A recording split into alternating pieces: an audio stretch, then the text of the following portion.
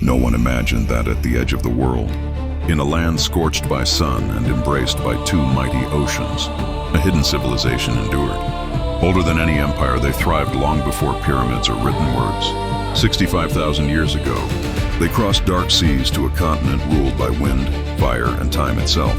While the rest of the world was only beginning to dream of history, Australia's first people were already living it.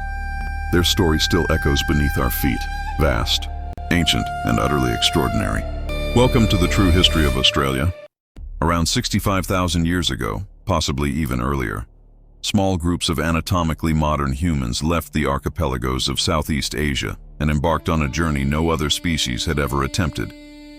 They crossed open ocean, dozens of miles of unpredictable sea, navigating by stars, by the paths of migrating birds, by the scent of land on the wind, and the behavior of clouds gathering over unseen shores. When they finally set foot on the landmass we now call Australia, they entered a world profoundly different from anything their ancestors had known. Giant marsupials, some weighing well over 2 tons, grazed across woodlands and open plains. Flightless birds taller than a grown man stalked the undergrowth. Monitor lizards the size of crocodiles patrolled ancient waterways. Venomous snakes, spiders, and jellyfish turned every step, every swim, into a calculated risk. The continent's climate was a patchwork of extremes. Lush tropical rainforests in the far north, temperate forests along the coasts, arid deserts stretching endlessly through the red center, and even snow-capped mountains in the southeast. Survival here was not a given. It demanded observation, patience, innovation, and a willingness to listen to the land itself. And listen they did. Over tens of thousands of years, longer than the entire span of recorded history elsewhere, Aboriginal Australians developed what is very likely the oldest continuous living culture on the planet. They discovered which plants could heal wounds, which roots held water during drought, which seeds needed fire to germinate. They learned to read the land like a text written in stone, water, and wind. They used fire not as a tool of destruction, but as an instrument of ecological management, controlled burns that prevented catastrophic wildfires, cleared thick undergrowth, encouraged new growth, and attracted game. This was not primitive survival. This was environmental stewardship of breathtaking sophistication. Knowledge was passed down not through books or monuments, but through oral traditions so precise, so layered with meaning, that entire landscapes became living libraries. The songlines, ancient pathways crisscrossing the continent, were maps, histories, legal codes, and spiritual journeys, all woven into a single sung narrative. Every rock, waterhole, and tree was a verse. To know the song was to know the way home across 1,000 miles of wilderness. More than 250 distinct language groups emerged, each with its own customs, governance, and spiritual relationship to what they called country, a word far richer than land. It meant identity, ancestor, responsibility, home. For 65 millennia, this world turned in relative isolation. While Sumerian scribes carved cuneiform into clay, while the Buddha sat beneath the Bodhi tree, while Rome rose and fell, while the Renaissance bloomed and the printing press revolutionized Europe, across the Indian and Pacific Oceans, the Aboriginal peoples of Australia lived, innovated, dreamed, and remembered. But no isolation, however vast, lasts forever. In 1606, a Dutch navigator named Willem Jan Zoon became the first recorded European to sight the Australian coast. Over the next century and a half, other Europeans followed, traders seeking spices, explorers charting unknown waters, cartographers filling in the edges of their maps. But none saw much value in this strange, sunburned land. It seemed harsh, dry, unwelcoming. There was no gold glittering in rivers, no obvious wealth to extract. Then, in 1770, a British naval officer named James Cook sailed along Australia's eastern coast aboard HMS Endeavour. Cook was a man of the Enlightenment, methodical, curious, skilled.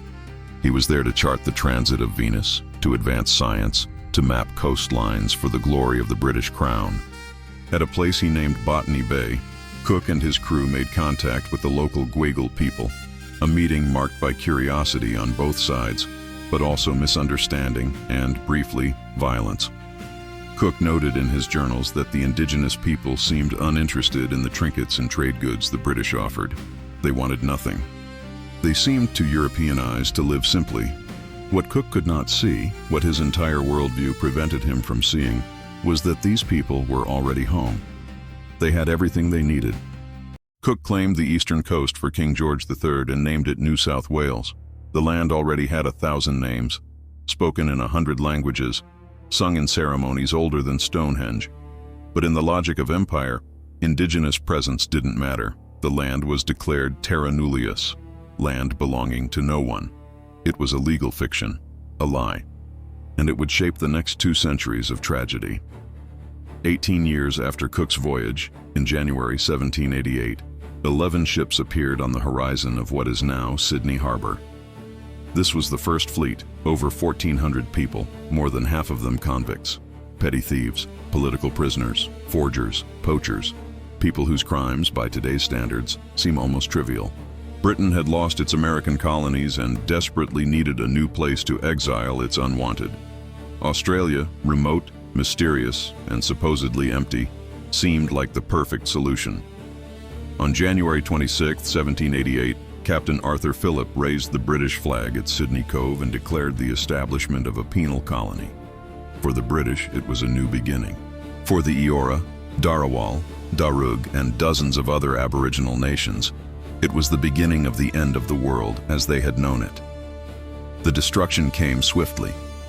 Within months, smallpox, a disease to which Aboriginal people had no immunity, tore through communities along the coast. Entire clans vanished. Elders who held centuries of knowledge died in agony. Bodies were left unburied because there was no one left to perform the rites. Some historians estimate that up to half the indigenous population around Sydney died within the first year of European contact. Then came the violence. As settlers pushed inland, seizing land for farms and pastures, they destroyed the delicate ecosystems Aboriginal people had managed for millennia. Waterholes were fenced off, sacred sites were plowed under, hunting grounds vanished. Frontier wars erupted, brutal, one-sided conflicts that lasted over a century.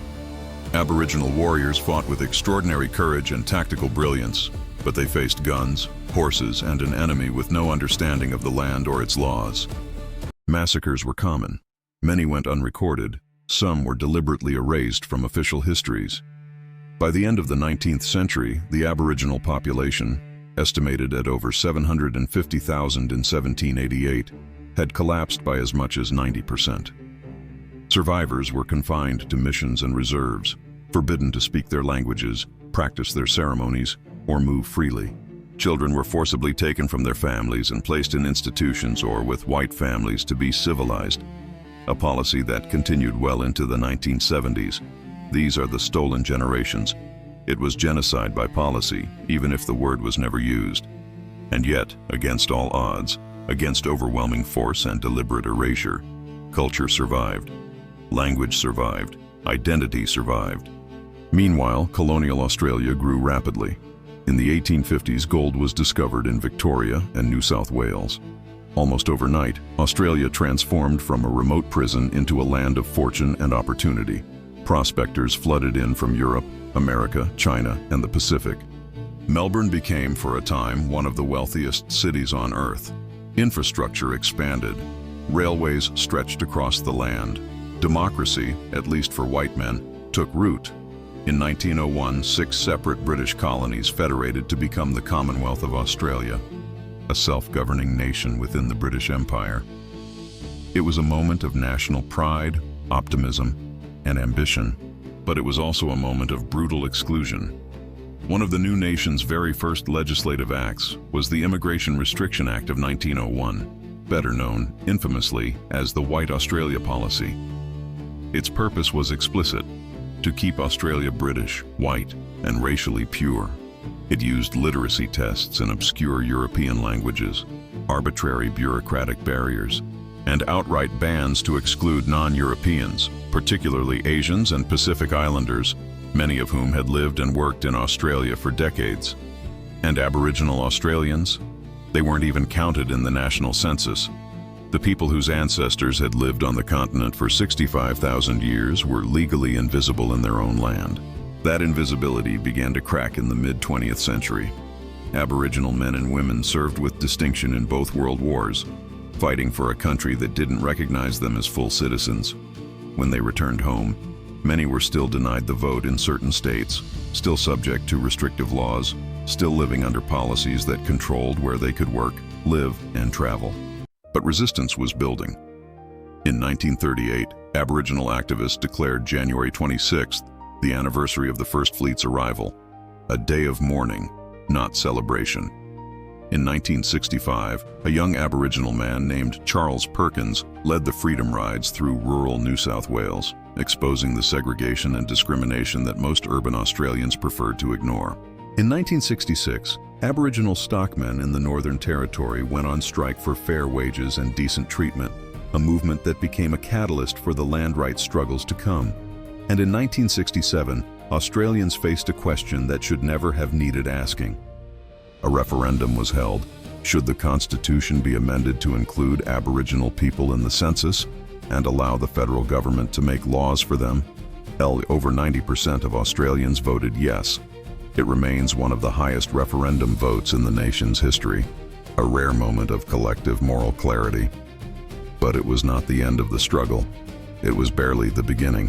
In 1992, the High Court of Australia delivered the Mabo decision, overturning the doctrine of terra nullius and recognizing for the first time in law that Aboriginal and Torres Strait Islander people had owned and occupied the land long before British colonization. In 2008, Prime Minister Kevin Rudd stood in Parliament and delivered a formal national apology to the stolen generations, to those who had been taken, to the families torn apart, to the generations scarred by policies of forced removal. It was emotional, it was historic, it mattered. But apologies, no matter how sincere, don't undo lifetimes of trauma. They don't close gaps in health, education, incarceration, life expectancy. Today, Australia is almost unrecognizable from the nation of 1901. After World War II, waves of migration brought millions of people from Italy, Greece, Lebanon, Vietnam, China, India, Sudan, and beyond. The White Australia policy was dismantled in the 1970s.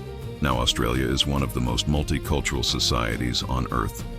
Over 300 languages are spoken in its cities. Nearly half the population was born overseas or has at least one parent who was. It is in many ways a profound success story of integration, adaptation, and diversity, but the original wound has not healed. Indigenous Australians still face disproportionately high rates of incarceration, chronic health problems, and poverty. The gap in life expectancy between Indigenous and non-Indigenous Australians remains stubbornly wide. Constitutional recognition has been debated for years but remains unresolved. And so the question persists. What does reconciliation actually mean when the inequalities are still so present, so real? Australia today is a wealthy, stable democracy. It is a land of staggering natural beauty, the Great Barrier Reef, ancient rainforests, deserts that glow red beneath endless skies. But it is also a nation still reckoning with the violence of its founding, still navigating the collision of cultures, still learning what it means to honor the oldest continuous culture on Earth while building a genuinely shared future. There are no tidy answers. History is not a closed book with a final chapter. It is a living conversation, shaped by the choices we make today, the voices we choose to amplify, the truths we're willing to face. Australia's story is one of astonishing human resilience and heartbreaking loss, of survival against impossible odds and silences that lasted generations, of cultures colliding, clashing, and slowly, painfully, learning to listen. And perhaps the deepest lesson is this: every place we call home is layered with stories. Some celebrated, some buried, all of them real. The land remembers. The songs remember. The people remember. Australia's history is not finished. It is still being written, in protests and parliaments, in ceremonies and classrooms, in art, in activism, in the quiet decisions of each new generation. It asks all of us, what does it mean to truly belong? To remember honestly, to move forward together without erasing the past? That is the entire history of Australia, not a closed story, but an open question, as ancient as the songlines still sung beneath the Southern Cross, as urgent as the sun rising over Uluru, and as unfinished as the conversation we're having right now.